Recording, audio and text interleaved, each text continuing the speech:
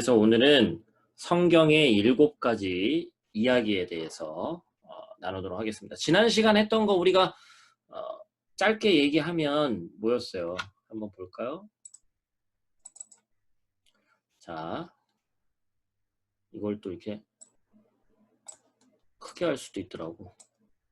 여러분들한테는 아마 제가 작게 밑에 나올 텐데 녹화되는 화면에서는 또 이렇게 크게 하는 부분이 있어서.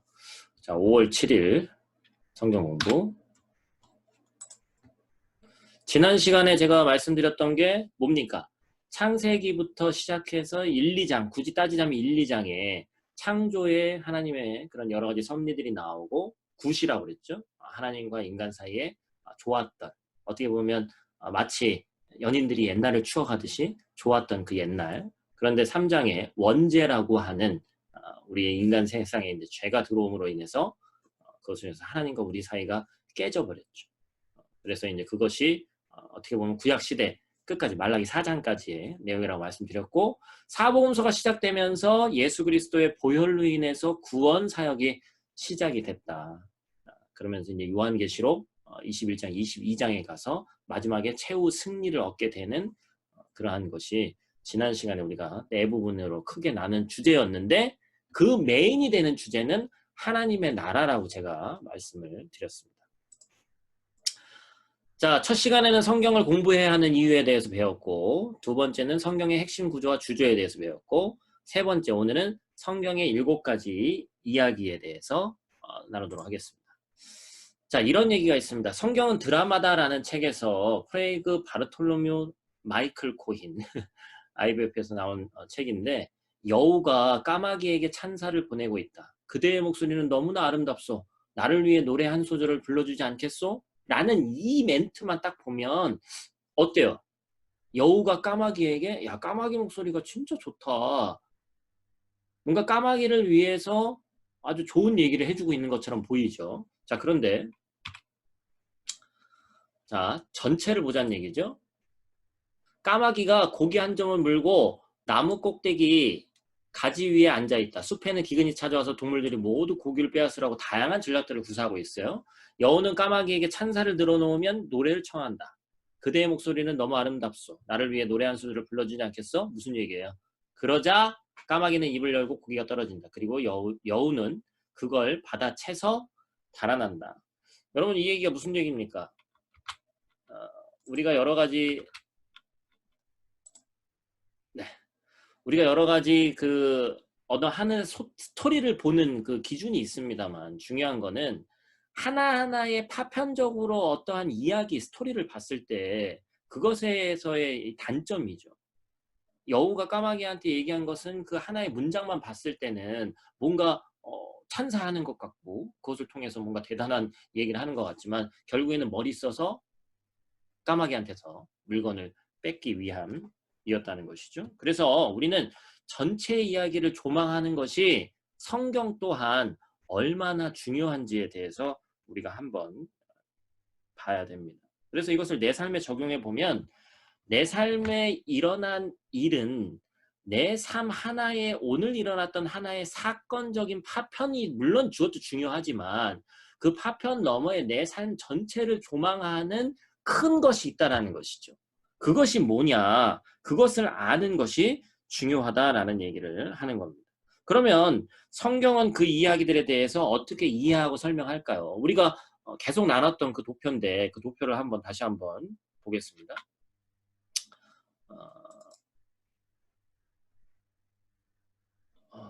알겠습니다. 자,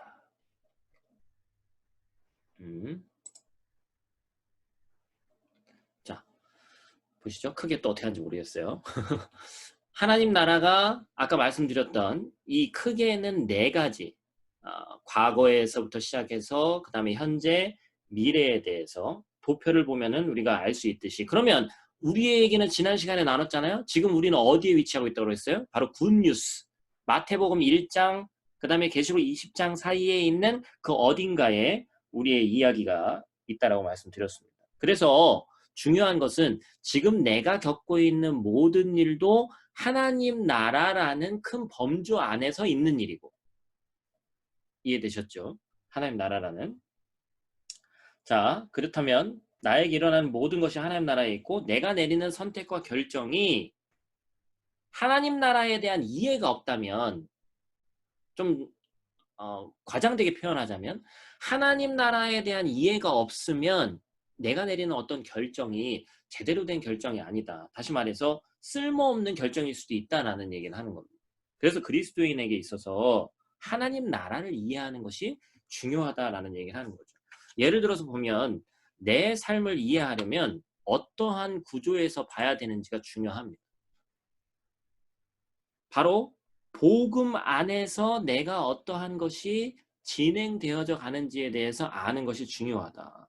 만약 여러분이 지금 인생에 있어서 중요한 결정을 해야 되는데 그 결정에는 여러 가지 것들이 있죠. 무엇을 근거로 내가 결정할 것인가. 그런데 그 결정하는 과정 가운데서 그리스도인이라면 가장 주가 되는 결정이 뭐여야 되냐, 판단 기준이 뭐여야 되냐, 예수 그리스도의 복음의 사역, 하나님이 하신 우리에게 주시는 말씀, 그것이 기초가 되고 그것이 나의 결정에 어떤 큰 영향을 미쳐야 된다는 것이죠. 목사님 그거 기도하면 어느 날 뿅 하고 알아주는 겁니까? 그렇지 않죠. 예를 들면 인간이 생각하는 합리적인 건 뭐예요? 손익계산을 따지고 그것을 통해서 반드시 이익이 나는 쪽으로만 가게 돼 있습니다. 근데 복음을 떠나서도 하나님 나라 굿 뉴스를 떠나서도 사실은 세상에서는 지켜야 될 것들이 많이 있죠. 신의를 지켜야 된다거나 때로는 계약 때문에 못한다거나 여러 가지 요소들이 있습니다. 그런데 그리스도인에게는 다른 요소를 다 빼버리고 0이고 이것만 100이라고 얘기하는 것이 아니라 어떤 비율을 따지자면 최소한 제 생각엔 그래요.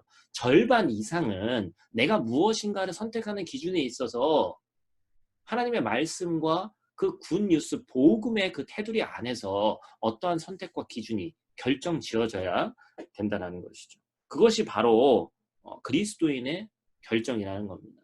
여러분 요즘에 코로나19 때문에 쉽지 않잖아요. 예를 들면 옛날에 많이 있었던 얘기죠. 옛날에는 어땠습니까? 이 주일 성수라는 것이 요즘에 우린 지금 주일도 제대로 못 지키고 있습니다만 이제 집에서 이제 시대가 좋아져서 온라인 예배도 드리고 여러 가지 하고 있죠. 그런데 예전에는 어떠한 장사, 특히나 뭐 음식점 장사라든지 그런 장사하면 뭐라 그래요? 음식 장사는 뭐라 그러죠? 물장사라고, 물장사. 여기서 말하는 물은 그냥 말하는 물일까요? 아니면 뭔가 다른 물일까요? 다른 물이죠. 그래서 식당 같은 거 요즘에 하는 분도 물어보면 시대가 변하고 가치가 변했기 때문에 이렇게 해야 됩니다. 이게 정답입니다. 제가 이렇게 얘기하는 게 아니에요. 오해하지 말고 들으세요. 그런데 옛날에 믿음의 선배들은 그것을 지킨 것이 있었다는 것이죠. 내가 아무리 장사가 잘 돼도 언제는 장사하지 않겠다? 주일날은 장사하지 않겠다. 지켰어요. 그죠? 그 다음에 또 뭐 했습니까? 내가 아무리 장사가 안 돼도 뭐는 팔지 않겠다. 수는 팔지 않겠다. 불과 20년 전만 해도 그쪽에 대해서 상당히 보수적인 분들이 많이 있었습니다. 그럼 목사님 지금은 내가 교회 다니고 예를 들면 집 사고 나중에 뭐 안수집사 되고 장로 되는데 식당 주일날 문 열면 안 되고 지금은 이제 주일날 되면 뭐 술 같은 거 팔면 안 됩니까? 이거는 성경에 나와 있는 정확한 기준은 없어요. 근데 제가 여러분들이 하는 얘기는 뭐예요? 이것이 내 신앙의 어떤 가치관과 오늘 내용으로 따지면 하나님의 말씀과 복음 안에서 내 마음에 걸림이 있다면 이것은 하지 말아야 될 것이죠. 어떤 것인지 아시겠어요? 100대 빵은 없습니다. 그리고 그걸 가지고 누구도 비난할 사람은 없습니다. 제가 일전에도 한번 말씀드렸죠. 주일 성수 얘기가 자꾸 나오는데 주일날 예를 들면 예배를 못 드릴 수밖에 없는 직업군이 있습니다. 어떠한 분은 믿음에 이게 더 있어서 내가 배운 것이 미용 기술이지만 내가 모든 것을 다 버리고 다른 직업을 찾겠다. 왜냐하면 주일 성수를 못하니까. 그런 분도 있는가 하면 어떠한 분은 진짜 먹고 살아야 되는데 배운 기술이 이거밖에 없는 거예요.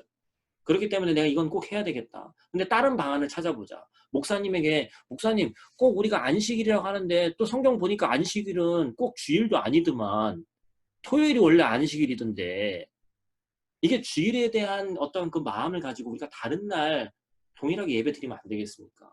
미용사들은 수요일 날 쉬는데 수요일 날 우리가 목사님 모시고 미용실에서 예배 드리면 안 될까요? 그 얘기를 들은 목사님 뭐라고 얘기하겠어요? 오케이죠. 가서 예배 드리고. 그러니까 여러분 안식일과 주일 성수 그리고 하나님의 말씀을 지키는 것. 뭐 이번 주에 이제 우리가 함께 나눌 말씀도 선한 사마리아인에 대한 그러한 말씀입니다만 어떠한 것이 본질인지를 알면 되는 거죠. 그래서 지금 우리가 젊기 때문에 여러분들도 앞으로 저도 마찬가지고 우리가 따라가는 것이 뭐 목사니까 뭐 당연히 그렇겠지만 여러분들도 그리스도인이기 때문에 우리가 따르고 추구하는 것이 단지 돈, 단지 우리의 일신의 뭐 안위, 우리 가족의 평안 이런 것만 아니었으면 좋겠다는 거죠. 우리가 복음의 테두리 안에서 하나님의 말씀에 비추어 봤을 때 우리는 어떠한가 이것을 우리가 돌아볼 수 있어야 된다라는 얘기입니다. 자, 그래서 하나님의 말씀을 여러분들 잘못 파편적으로 이해할 때 일어나는 일에 대해서 제가 다시 한번 저는 이런 얘기 할 때마다 상당히 좀 불편해요. 왜냐하면 굳이 이런 얘기 해야 되나 싶은 것들이 있는데 제가 한번 보여드릴게요. 지난주에 제가 설교 때도 언급한 내용이 있죠. 성경을 부분적으로 이해할 때 일어나는 일 해서 제가 한번 보여드리도록 하겠습니다.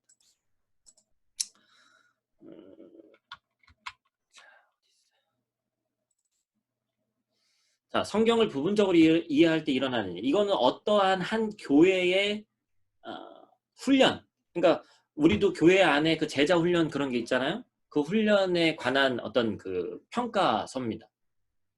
그래서 고린도 후서 6장이라는 말씀을 보면 그 말씀에 뭐가 기록되어 있냐면 바울이 많은 사람들에게 복음을 전하면서 뭐 유대인에게도 했고 대부분 이제 이방인들에게 복음을 전했죠. 그 복음을 전하면서 당한 고난에 대해서 얘기를 했어요. 그래서 여기 보니까 이제 그 말씀에서 나오는 그런 구절들을 따서 잘 보여요? 잘 안 보이실 수도 있죠. 아무에게도 무엇이든지 성령이 감아 많이 견디는 것, 곤란, 자비함, 갇힘, 거짓 없는 사랑. 이게 고린도후서 6장에 나오는 단어들을 통해서 훈련 그 코스를 만들어낸 거예요. 이 교회에서. 자지 못함. 여러분 보세요. 3일간 70시간 깨어있기. 우리도 한번 할까요? 만약에 제가 이거 시키면 프라하에서 한번 신문 날 수 있는 그러한 기회가 되지 않을까. 먹지 못함. 3일간 먹지 않기. 그냥 단순한 금식이 아니에요. 그래가지고 이런 것을 통해서 개중에 보면 좋은 것도 있어요. 진리의 말씀, 하루에 증거 3시간씩 양육 영혼 2명 더 만들기. 이런 거 얼마나 좋아요. 그런데 편향되게 이해하는 거예요. 여러분 고린도 후서 6장은 왜 이러한 내용을 바울이 썼는지에 대한 이해가 필요합니다. 이거는 뭐 저만 아는 내용도 아니고 근데 어디 성경이나 어느 또 교회에서 특별히 얘기해 주는 데가 없으니까 고린도후서 6장은 고린도 전후서가 쓰여진 배경에 대해서 알아야 돼요. 사도 바울은 제가 뭐라고 말씀드렸어요. 사도 바울은 예수님의 12제자가 아니기 때문에 평생을 사도권에 대한 도전을 받았습니다. 어느 날 예수를 잡으러 다닌다고 해서 예수 잡는데 미친 사람인 것 같은 이 사도 바울이 옛날엔 사울이었죠. 이 사람이 어느 날 갑자기 나타나더니 회심해가지고 내가 하나님 만났다. 예수 그리스도 살아계신 예수 그리스도 부활하신 예수 그리스도를 만났다. 내가 인생이 이제 바뀌었다. 예수를 잡으러 다니는 사람에서 예수쟁이로 바뀌었다는 거예요. 그러니까 오히려 처음에는 누가 못 믿습니까? 처음에는 오히려 제자들도 못 믿죠. 나중에 가서는 뭐예요? 예수님을 반대하던 사람이 배신한 바울을 보고 계속해서 공격하는 거죠. 그래서 계속해서 사도 바울이라는 사람은 대단한 사람임에도 불구하고 그 진위에 대해서 이 사람이 진짜냐. 그러니까 유대인이었던 제자들에게도 의심받고 그 다음에 이방인한테도 의심받고 이쪽 저쪽에서 이중 스파이가 아니냐 이중 첩자 아니냐 이런 식으로 상당히 의심 많이 받던 사람이에요. 그렇기 때문에 사도 바울은 자신의 사도성에 대해서 매번 변호를 해요. 그래서 서신서라고 하는 여러 성경책 신약 이 성경에서 항상 첫 번째 자기에 대해서 어필을 합니다. 뭔가 매력 끌려고 하는 게 아니라 그 사도성 때문에 그래요. 나는 이러이러한 고난을 당했고 예수 그리스도 때문에 이런 핍박을 받았고. 근데 여러분 우리가 이런 핍박을 훈련해야 되기 때문에 받아야 된다 이 얘기를 하는 게 아니에요. 나중에 2000년 뒤에 있는 신자들 너희들도 자지 못함 뭐 심지어 그 교회에서는 뭐라고 했어요? 이해할 수가 없어. 쓰레기통에 있는 뭘 빼서 막 그런 걸 먹어라. 왜냐면 그렇게 고난당하고 뭐 예를 들면 뭐 고문당하는 걸 해야 된다라고 생각했나 보죠.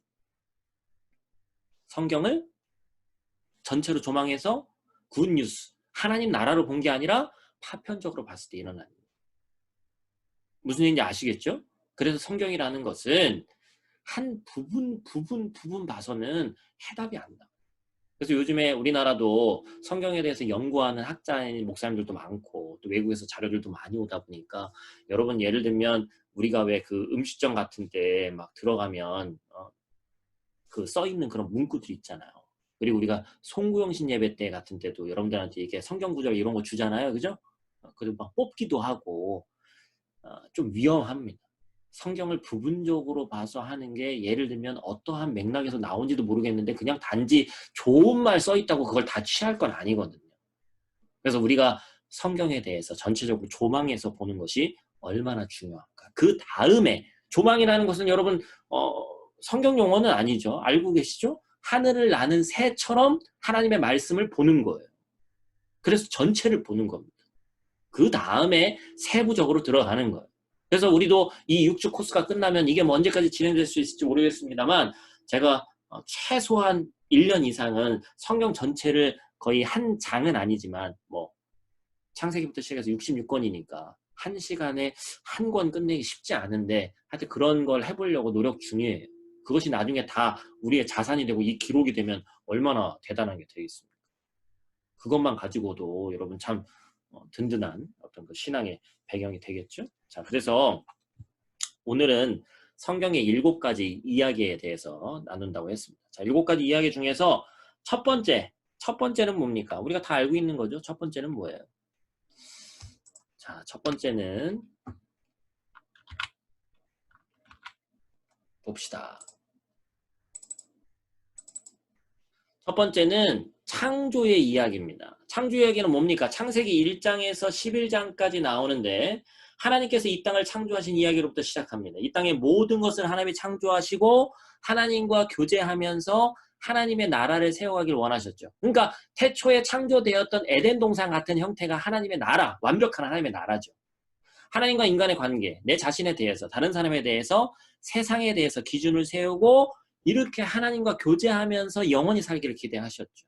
하나님과 우리의 관계를 지켜나갈 때 다른 모든 관계들이 아름답게 세워지고 하나님 나라를 세워가게 되는 것이죠. 그런 하나님 나라를 하나님이 꿈꾸셨죠. 이게 바로 첫 번째 창세기 창조 이야기입니다. 물론 창조에 관한 이야기는 창세기 1장, 2장 뭐 거쳐서 나오긴 합니다만 뒤에 나오는 아브라함이 등장하는 이 창세기 12장 1절 이전까지를 11장까지 물론 그 가운데는 깨어진 것도 있고 그러니까 이걸 뭐 한꺼번에 묶어서 창조의 이야기다 이렇게 이야기하기 좀 곤란합니다만 성경을 7부분으로 나눴을 때 첫 번째 부분이 창세기 1장에서 11장까지 있는 말씀입니다. 두 번째는 이제 뭐가 등장합니까? 이제 믿음의 조상이라고 불리는 누가 등장하는 거예요? 아브라함이 등장을 하죠. 자, 그런데 잘 지냈으면 좋았을 텐데 아담과 하와가 거절하고 기부하면서 이 땅에 죄가 시작됩니다. 여기는 빠졌습니다만 창세기 11장에 보면 그 죄의 어떠한 그 뭡니까? 거의 최고치로 해서 바벨탑 사건이 또 등장을 하죠. 죄로 인해서 세상이 악해지면서 죄로 가득해지는 것을 보여주는 스토리. 또한 그것을 회복해 가려는 스토리가 나오는 게 이스라엘 이야기. 이스라엘의 조상이 실질적 조상이 아브라함이다라고 제가 말씀을 드렸죠. 자, 그래서 깨어진 하나님의 나라를 다시 세우기 위해서 그 내용 가운데는 뭐예요?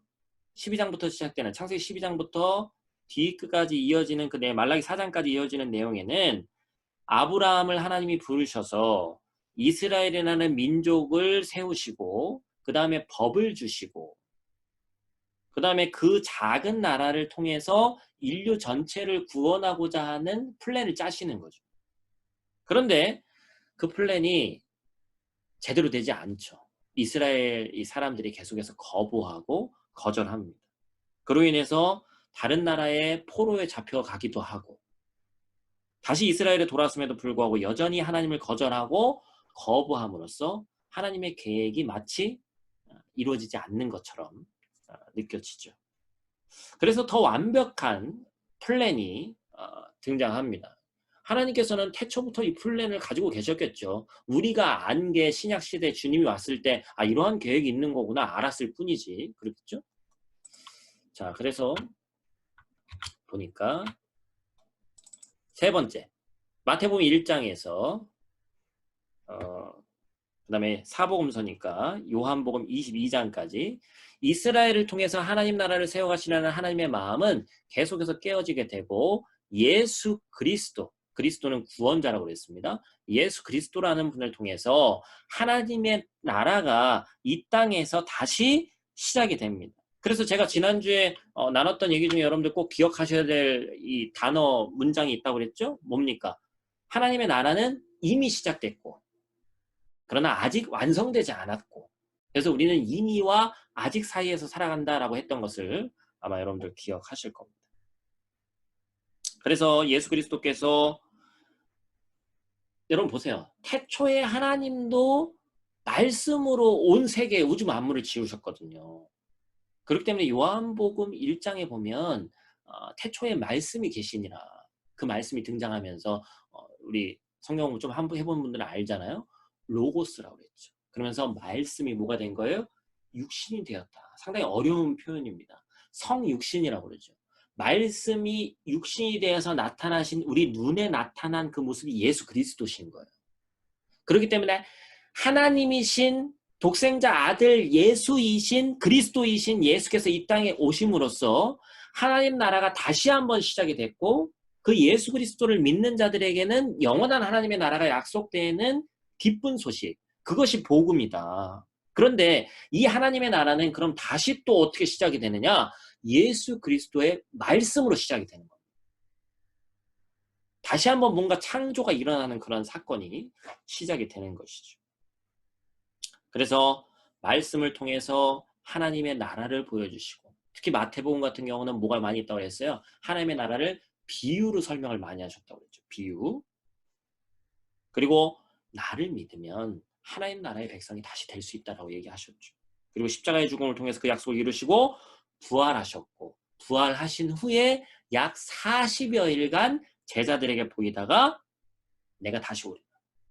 너희는 땅끝까지 증인이 돼야 된다. 그 말씀 남기시고 하늘로 승천하신 이야기. 그게 바로 요한복음 22장까지의 세 번째 예수님 이야기입니다. 자, 7가지 중에서 이제 세 부분 했고, 자, 그 다음, 네 번째는 뭡니까? 네 번째는, 봅시다. 자, 사도행전 1장부터 요한계시록 20장까지 예수님을 통해서 제자들이 생겼고, 그 제자들을 통해서 교회가 생겼죠. 그 가운데 세워진 최초의 교회, 뭐라고 그래요? 이방에 세워진 최초의 교회, 안디옥 교회죠. 오늘날 따지면 터키에 있는. 바울을 통해서 예수님 이야기는 터키와 그리스 지역 그리고 로마까지 어떻게 되는 거예요? 전해지게 됩니다. 로마가 제국을 다스리기 위해서 준비한 도로 그리고 통일된 언어를 통해서 급격하게 예수 그리스도의 이야기가 온 세계에 퍼지게 됩니다. 여러분 우리는 우연과 하나님의 계획에 대해서 구분해야 될 필요성이 있습니다. 예를 들면 로마가 그 당시에 세계라고 불렀던 물론 아시아까지 오지 못했습니다만 실질적인 그 세계의 지배자였죠. 그런데 그 로마가 다른 나라를 정복을 잘 하기 위해서 뭐를 했습니까? 도로를 아주 잘 깔아놨죠. 우리가 그것을 아마 세계사나 그런 책에서 봤을 겁니다. 그래서 그 잘 깔아진 도로 그리고 마치 지금의 영어처럼 공용어라고 하는 헬라어를 통해서 복음을 전하기가 오히려 더 수월해진 거예요. 때때로 하나님은 인간적인 생각으로 했을 때 최악의 상황 가운데서도 우리가 피할 길을 여시고 그 악조건 상황 가운데서도 하나님이 복음을 잘 전할 수 있고 우리가 살아갈 수 있는 좋은 방법을 여십니다. 인간의 생각으로는 지금 지배를 받고 있고 강력한 지난 주일날도 얘기했잖아요. 팍스 로마나 로마를 통해서 평화가 지켜지는 말이 좋아 평화지 억압받고 핍박받는 물론 로마는 민족 어떤 융합 정책을 썼기 때문에 각 나라에 있는 그러한 종교들이나 문화를 대부분 인정해 줬어요. 그렇기 때문에 반란도 많이 일어나지 않았죠. 그러나 반란이 한번 일어났다 하면 잔인하게 죽였습니다. 그래서 반란을 꿈꾸지 못하게 만들죠. 그래서 서기 70년 같은 경우에 예를 들면 예루살렘 같은 경우가 멸망하게 된 이유가 로마한테 적당히 이렇게 하다가 소위 말해서 개기다가 완전히 예루살렘이 함락되고 말죠. 그 이전까지는 전혀 이 예루살렘은 뭐 천의 요새이기 때문에 그 어느 나라도 부실 수 없다고 생각했습니다. 그래서 저도 이제 이스라엘 뭐 듣기도 많이 하고 영상으로도 많이 보고 했습니다만 많이 가보지 못했는데 여기 사는 한 우리 이제 성도들도 좀 같이 갔으면 좋겠는데 그 예루살렘이 함락되던 당시에 다른 것들은 거의 다 무너지고 벽 하나 남겨 있어서 그걸 뭐라 그래요? 통곡의 벽이라고 한다고 그랬죠? 벽 하나만 남아 있는 거예요. 그래서 이스라엘 사람들이 유대인들이 그것만 보고 가가지고 거기서 기도하고 막 그 옛날 되풀이하지 않겠다 뭐 여러 가지 의미가 있는 거죠. 통곡의 벽이라고 합니다. 예전에 트럼프 대통령도 가서 거기서 기도하고 했던 제가 장면 뉴스에서 본 기억이 나는데 어찌 보면 그러한 이 일련에 우리 생각으로는 최악의 상황에서 아무 희망도 없는 것 같은 그때에 하나님께서는 또 다른 길을 여시고 그 안에 야 이런 세컨 서드 플랜이 있구나. 하나님은 이미 다 준비가 되어 있는 거죠. 기생충 표현으로 하면 하나님은 다 계획이 있구나. 이거죠. 그러한 것들이 이 성경 안에 녹아져 있다라는 겁니다. 최악의 상황 가운데 하나님의 말씀이 오히려 더 잘 퍼져나간 거죠. 자, 근데 이제 그 다음에 등장하는 것이 여러분들이 좀 잘 이해해야 될 부분이 있습니다. 뭡니까? 이 성경의 이야기 가운데 뭐가 있다는 거예요? 내 이야기가 있다는 거예요. 예수님의 이야기를 가진 교회 이야기는 중세, 근대, 현대를 거쳐서 지금 나의 이야기가 되고 있습니다. 왜냐면 제일 마지막에 요한계시록 21장, 22장이라고 그랬잖아요. 그러니까 그 사이에 지금의 나는 성경의 이야기 가운데 있는 거예요. 그죠? 그래서 우리가 사도행전 28장까지 있는데 어떤 선교사님들은 그런 얘기 하잖아요. 성경이 사도행전 29장은 내가 써가는 거다. 각자 다른 스토리가 좀 돼 있긴 하겠지만 동일한 어떤 그 하나님의 영향권 안에서 그리스도인으로서 우리가 써나가야 될 비슷한 이야기가 있는데 사도행전 29장은 내가 쓰는 거다. 성경 말씀과 그 역사의 모든 배경 안에서 그 스토리 안에 내가 있다. 동떨어져 있는 내가 아니라 하나님의 말씀 안에서 같이 있는 나. 하나님의 말씀의 중간 안에 속해 있는 나. 말씀의 영장성산에서 존재하는 나. 여러분 아마 그런 생각 해본 적 있는지 모르겠어요. 예전에 저도 나의 조상 찾기, 나의 뿌리 찾기에서 저희 때는 오히려 더 많이 있었거든요. 여기서 뭐 제가 참 어쩌다 이런 일이 벌어졌는지 모르겠지만 제일 연장자인데, 그죠? 젊어도 너무 젊어가지고 40 넘은 사람도 없어 어떻게? 여기서 이제 라떼는 말이야 이러면 또 꼰대가 되니까 그런 얘기는 하지 말고. 근데 한 번만 할게요. 라떼는 말이야. 무슨 족보 같은 게 있어요. 집에 비치되어 있는 족보도 물론 있지만 그래서 나의 뿌리 찾게 해가지고 저는 예를 들면 경주이시거든요. 경주이시도 뭐 파가 많습니다. 뭐 무슨 파 거기서 이제 뭐 파에서 제 학렬 따져가지고 하면 저는 따져보니까 뭐 경주이시 72대선 익제공파 뭐 이제 그런 거예요. 우리나라에서 아마 뭐 역사적으로는 뭐 거의 제일 오래된 성씨 중에 제가 하나더라고요. 근데 뭐 지금 생각하면 뭐 경주시면 뭐 원시면 뭐 밀양박씨 뭐 청주한씨 뭐 이런 게 뭐 중요합니까? 그렇게 얘기하지만 옛날에 어찌 됐건 간에 우리 할아버지 그 할아버지의 할아버지 증조 고조 그 넘어서는 뭐예요? 뭐 표현할 방법을 다 모르겠어. 할아버지가 있었기 때문에 오늘날 내가 있는 거잖아. 우리나라에서조차도 내가 어느 날 갑자기 경주시인 걸 포기하고 내가 다른 성씨를 내 마음대로 하겠다. 여러분 이거 안 됩니다. 그렇죠? 법으로도 정해져 있고 바꾸는데 쉽지가 않습니다. 어떤 한 사람이 있는데 나라는 사람이 세상 중심에 서서 나를 중심으로 모든 것이 다 돌아간다고 착각을 하지만 어차피 나도 인생의 어떤 큰 틀 안에서 보면 하나의 스쳐 지나가는 하나의 점일 뿐이죠, 사실은. 이제 아이 낳고 또 특히나 결혼해서 아이 낳은 여러분들 보세요. 이전에는 나 위주였잖아요. 요즘에 우리 첫째 유리하고 가장 트러블이 뭐냐. 그래서 본인이 첫째인데 예를 들면 둘째인 우리 일에 있는데 뭘 해도 자기한테 첫 번째로 줘야 돼. 오늘 아침에도 싸웠어. 빵을 만들어 주는데 이래가 먼저 왔어. 그래서 저는 이제 먼저 온 사람이 우선이다. 그래서 딱 만들어 줬어. 유리가 딱 오더니 왜 내가 첫째인데 이렇게 얘기하진 않지만 왜 나를 먼저 안 만들어주고 왜 이래를 먼저 이렇게 해주냐. 뭡니까? 그 나이 정도에는 지극히 그냥 인생의 중심이 나야. 나밖에 안 보이는 거야. 한국 나이로 8살, 여기 나이로 7살인데 너무 배려해도 그것도 이상해. 응? 아버지, 제가 여기 와서 이렇게 앉아 있는데 그래도 동생이 있는데 여동생인데 먼저 줘야 되지 않겠습니까? 이상하지 않아요? 이것도 이상하지. 내 중심으로 모든 세상이 돌아간다라고 생각하지만 그렇지 않다는 것이죠. 성경이 그것을 말해주고 있는 겁니다. 부부가 되니까 뭐가 되는 거예요? 이전에는 나 하나만 신경 쓰면 됐는데 아내 신경 써야 되지. 남편 신경 써야 되지. 응? 아직도 뭐 저희도 이제 결혼한 지 횟수로 10년 차지만 가장 많이 싸우는 게 뭐예요? 당신하고 나하고 일이 정확하게 배분이 안 됐다는 거야.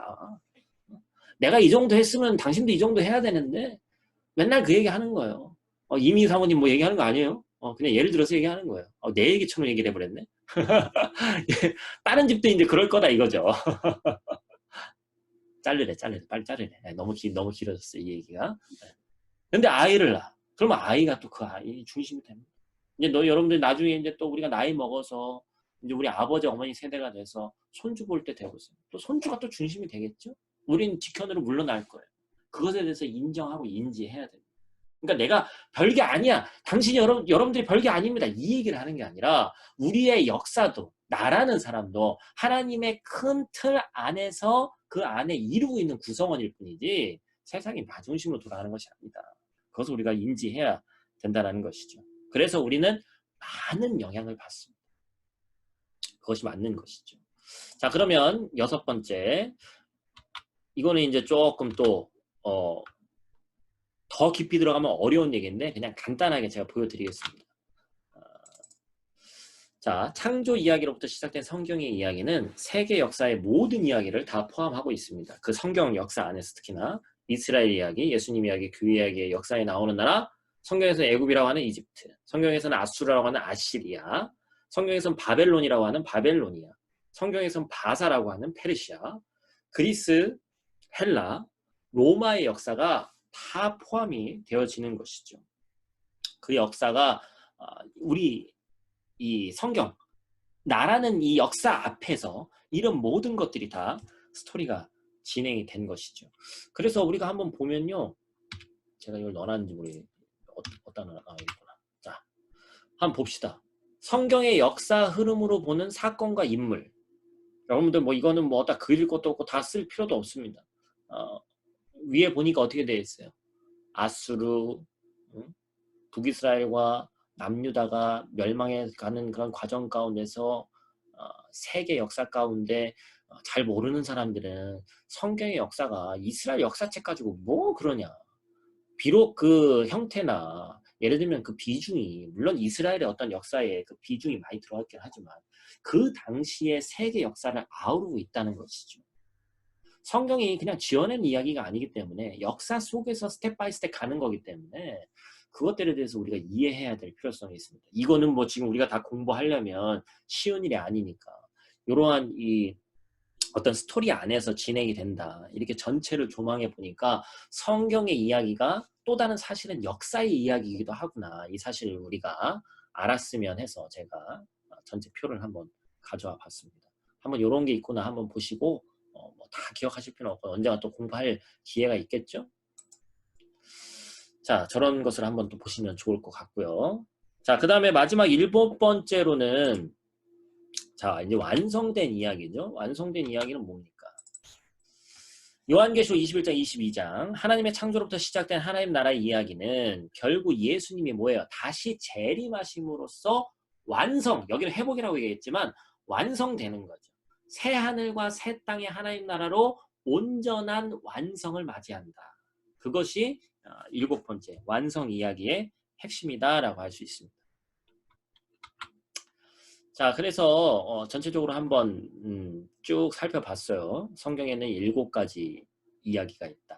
그래서 이 이야기에 대해서 우리가 이제 다음 시간에는 구약만 놓고 봐서, 자, 이제 우리가 10가지로 나눠야 될 텐데 오늘의 결론을 함께 다시 한번 보고 기도 제목 나누고 마치도록 하겠습니다.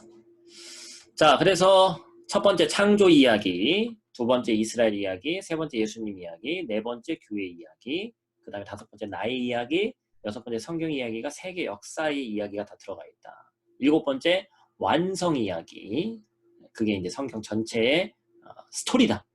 그죠? 그래서 여러분 결론적으로 얘기하면 하나님을 믿는다는 것은 하나님의 이야기를 믿는 것이다. 여러분 무슨 얘기냐면 하나님을 믿으세요. 막연하죠. 요즘에 자꾸 우리 아이들 얘기를 좀 하게 되는데 유리가 하는 얘기가 있어요. 아빠, 하나님은 어디 계신 거야? 왜 눈에 안 보여? 얼마나 아이적인 접근이에요. 그죠? 눈에 안 보이니까 믿기가 쉽지 않잖아요. 그래서 저번에 이제 저희 아내가 이런저런 예를 들어서 그래도 주일학교 이제 담당이기 때문에 눈높이에 맞춰서 잘 설명을 하더라고. 저는 이제 주일학교를 오히려 더 못하겠어요. 보이지 않지만 우리 눈에 보이지 않는 많은 것들이 있죠. 그런데 우리가 살아가면서 그 존재를 느끼는 것들이 있죠. 여러분 먼지가 끼거나 빛이 들어오기 이전에 우리가 공기의 존재를 숨쉬고는 있지만 느끼기 쉽지 않습니다. 동일한 것이죠. 하나님의 존재를 우리가 알게 모르게 느끼고 있는 부분들이 분명히 있는데 교회 다니지 않는 사람도 인간의 마음속에 양심이라는 것이 있다는 것은 신에 대해서, 이게 하나님인지 누군지는 모르겠지만 그것이 바로 신에 대해서 증명하는 것이다 라고 얘기하는 철학자들도 있어요. 교회 다니지 않고 믿지 않는 사람들도 어찌 보면 신 존재에 대해서 부정하지 않고 하는 부분도 있는데 물론 뭐 불신자들도 많고 무신론자들도 많죠. 근데 무신론자들도 믿는 것이 있는 거죠. 뭐라고 그랬어요? 신이 없다는 걸 믿는 거거든요. 그러니까 사람들에게는 어떠한 믿음이라는 게 다 있습니다.